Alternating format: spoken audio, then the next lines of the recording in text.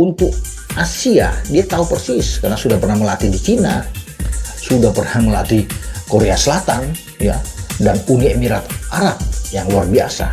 Ya, kemudian kita bisa melihat kalau dia di Cruzeiro di Brasil juga, klub salah satu klub papan atas di Brasil, dia pernah ikut menangani. Kalau di Portugal dia menangani dari 21 September 2010 teman-teman sampai di 2014 11 September itu 47 laga. Assalamualaikum warahmatullahi wabarakatuh. Salam olahraga. Jadi Bung Ropan memberikan beberapa opsi pelatih untuk menukangi skuad Garuda yang salah satunya adalah Jesus Casas, Timur Kapatse, Paulo Bento, bahkan Luis van Gaal, ya. Ada beberapa banyak yang lagi yang beredaran di sosial media, mungkin salah satunya seperti STY. Ada beberapa juga pelatih dari Belanda, jadi semuanya baik, tinggal PSSI memakai jasa siapa. Coba kita saksikan bersama ya, apa kata Bung Ropan. Assalamualaikum warahmatullahi wabarakatuh. Salam sejahtera, salam sehat untuk kita semua. Apa kabar teman-teman? Semoga baik-baik saja bersama seluruh keluarga teman-teman. Dimanapun teman-teman berada, selamat beraktivitas. Semoga hari ini terus diberikan kemudahan, dilancarkan semua rezeki ya untuk kita semua. Amin. Dan tetap semangat. Bicara soal gonjang-ganjing calon pelatih kepala timnas kita setelah pasca diberhentikannya kerjasama antara Patrick Kluivert dan juga PSSI untuk menukangi timnas kita pasca kita kegagalan tuh di putaran keempat Piala Dunia Zona Asia di grup B yang berlangsung di Jeddah. Kita kalah tentunya dari Arab dan Irak. Nah, sekarang banyak nama-nama bermunculan. Ya, saya juga sudah bilang di video saya sebelumnya ada beberapa nama memang. Namun sampai sekarang memang masih menjadi tanda tanya karena PSSI belum bisa memberikan keterangan resmi siapa calon penggantinya. Ya, dalam hal ini pengganti Kluivert. Ya, teman-teman.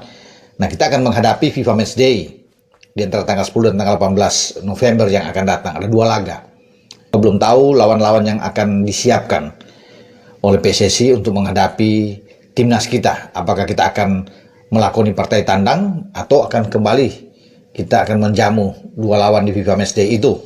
Entah di GBK atau mungkin di luar Jakarta atau bahkan mungkin di Kalimantan sana, di Sumatera, atau bahkan mungkin di Papua. Nah, kita tidak tahu teman-teman ya, itu menjadi urusan bagi PSSI. Tapi yang paling hangat tentunya dan panas dalam pembicaraan adalah sosok pelatih, figur terbaik untuk timnas kita ya. Sudah bermunculan nama-nama Jesus Casas, mantan pelatih Irak ya, yang sebelum diganti oleh Graham Arnold sebagai pelatih yang mengenal karakter sepak bola di Asia karena sudah bersama dengan Irak. Juga ada Timur Kapatse yang katanya bisa juga dipakai untuk tim nasional kita ya, termasuk dengan mungkin saya banyak yang meminta kembalinya STY walaupun itu terasa sangat sulit ya, itu sah-sah aja dari penggemar ya yang masih ingin tentunya. Dan banyak pelatih misalnya Giovanni Van Bronckhorst yang saat ini menjadi asistennya Arne Slot di Liverpool. Bisa juga teman-teman dengan misalnya Mark van Bommel. Ini juga punya rekor yang bagus, bahkan jauh lebih bagus dibandingkan dengan Patrick Kluivert. Untuk CV-nya, ya rekornya tuh oke. Sejak dia menangani di PSW dan sampai di Royal Antwerp, saya kira ini pelatih yang oke ya, yang bagus juga kalau diambil. Walaupun ada nama lain yang sempat disodorkan kalau misalnya ini dari Belanda, itu adalah Philip Cocu. Tapi saya pikir saya lebih enak itu dengan Mark van Bommel. Namun dari semua itu ya, karena ini pelatih yang dicari adalah sudah mengenal sosok sepak bola Asia juga lebih dekat ya, saya memilih PSSI itu coba mendekati Paulo Bento ya. Ini pelatih asal Portugal yang sudah mengenal banyak dengan karakter sepak bola budaya di Asia ya, karena dia 4 tahun menangani Korea Selatan, negaranya Sintayong ya, ini sampai 2022 dia tangani dari 2018 dan rasio kemenangannya itu tinggi bersama dengan Korea, kan bawa Korea itu ke babak 16 besar di Piala Dunia di Qatar. Nah, sebelum dia diberhentikan, kalau saya lihat di sini itu luar biasa ya, bagaimana dia bersama dengan Korea Selatan Ya, dengan 57 pertandingan itu hanya 9 kali kalah. Ya, 35 kemenangan. Bagus sekali. 35 kemenangan, 13 imbang. Ya, bahkan Korea di tangan dia mencetak 100 gol dan hanya kemasukan 46 gol dengan persentase yang tinggi 61,40%. Berarti ini tinggi untuk ukuran seorang pelatih di Korea Selatan. Ya, kemudian dia dipilih oleh Federasi Sepak Bola di Uni Emirat Arab. 25 Maret yang lalu mungkin dia berhenti, tapi agak unik berarti. Bukan karena kegagalan dia, bukan karena dia tidak berhasil dengan Uni Emirat Arab, justru lagi bagus-bagusnya. Makanya banyak dikecam juga federasi ketika dia di putaran ketiga sedang menatap untuk bersaing dengan Uzbekistan. Terpaut angkanya hanya 4 waktu itu di grup A. Ya, di putaran ketiga, tiba-tiba Bento itu diberhentikan. Padahal dia melakoni pertandingan di grup A itu bersama dengan Uni Emirat Arab, 4 pertandingan di grup A, 3 kali menang, 1 kali kalah. Coba teman-teman. Tiba-tiba federasi itu memberhentikan dia. Ironisnya, di saat dia berhenti, sama seperti STY, lagi menang 2-1 lawan Korea Utara. Dan peluang untuk lolos terbuka. Tapi kemudian, kalau STY kemarin kan menang lawan Arab Saudi. Di Jakarta, kemudian ada pemutusan. Dia menang lawan Korea Utara. Tim yang kuat, kalau bisa dikatakan. Namun, tidak cukup. Padahal cuma 1 kali kalah.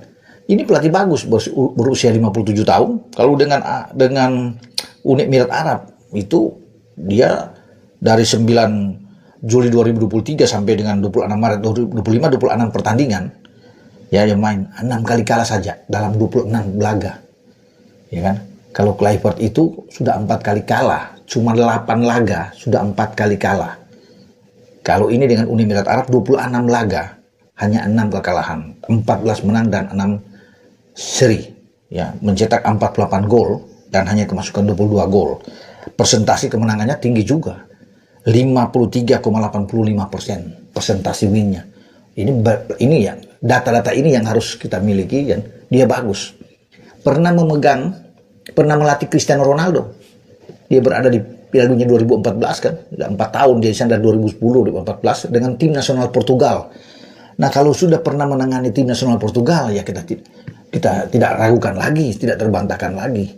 Ya, kalau Ronaldo tuh pernah dibawa dia dan presentasinya juga bagus. Ya, kalau bersama dengan Portugal. Dia sebelum itu juga dengan Olympiakos di Yunani sebelum dia sesudah itu dia ke Cina ke klub Chongqing ya di Cina, di Liga Cina. Jadi untuk Asia dia tahu persis karena sudah pernah melatih di Cina, sudah pernah melatih Korea Selatan ya, dan Uni Emirat Arab yang luar biasa.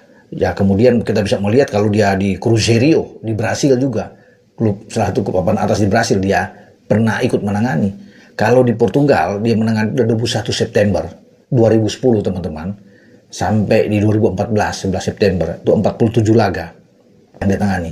47 laga, Portugal hanya 9 kali kalah, 26 menang dan 12 kali imbang dalam 47 laga. Ini bagus kalau bicara di sini ya. Dia bisa dengan 91 gol mereka bisa cetak. Ya, dan hanya 49 gol kemasukan. Jadi ada plus 42. Rasio kemenangan bersama dengan tim nasional Portugal top 55,32%. Ini tinggi. Makanya saya ini ingin mengarahkan, cobalah PSSI, Pak Erik, untuk mendekati Paulo Bento. Untuk bisa melihat, walaupun nama-nama tadi yang disebut itu oke-oke saja. Tapi ini memang punya CV yang tidak terbantahkan. Jadi begitu dia sampai dilihat, orang akan bilang, oh ya benar, ini bagus. Pelatih yang baik. Karena tidak mudah kan, saya bilang tadi, tim nasional Portugal dia pernah menangani itu dengan presentasi kemenangan yang sangat tinggi ketika Cristiano Ronaldo berada di bawah Paulo Bento. Dan dia berada di Korea Selatan dan Uni Emirat Arab.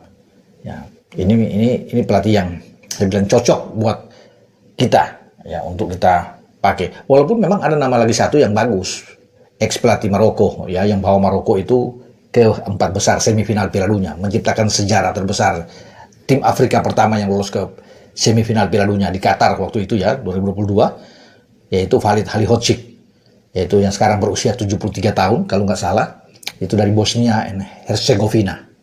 Nah, Valid Halihotchik ini juga bagus, tentunya punya ya pasti dengan data-data yang bagus dari Valid bisa dicoba juga. Tapi mungkin saja ya paling tidak sebagus Paulo Bento untuk ukuran melihat tim-tim Asia, yang menangani tim-tim Asia, karena dia lebih kental dengan Asia. Walaupun Khalid punya nama besar dan tidak salah kalau mengontak Halilhodžić itu top ya, kalau dia sudah bisa membawa Maroko ke semifinal.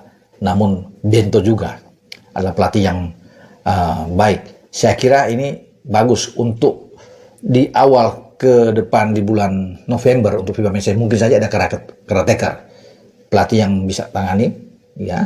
Bisa saja diambil misalnya Bernardo Tavares yang sedang nganggur saat ini, ex pelatih PSM untuk sementara, juga dari Portugal, menangani misalnya contoh untuk di FIFA Matchday 2 pertandingan kalau memang belum mendapatkan pelatih yang permanen, sambil menyiapkan Paulo Bento misalnya. Itu terjadi dan ada kesepakatan ya, saya pikir harganya juga tidak tinggi-tinggi amat ya, samalah mungkin seperti yang dicapai oleh Patrick Kluivert dengan gaji yang hampir mirip-mirip juga.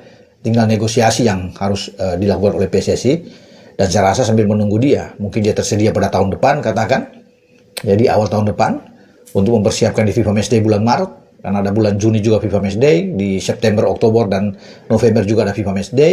Mungkin ada 12 laga ke depan dihitung dari 2 pertandingan di November nanti ini.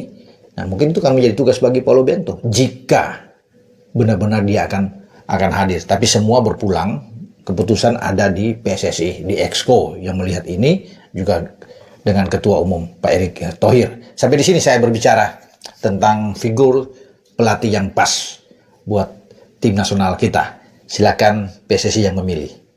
Ciao. Oke, itu saja untuk video saya saat ini. Nantikan video saya selanjutnya. Sampai jumpa.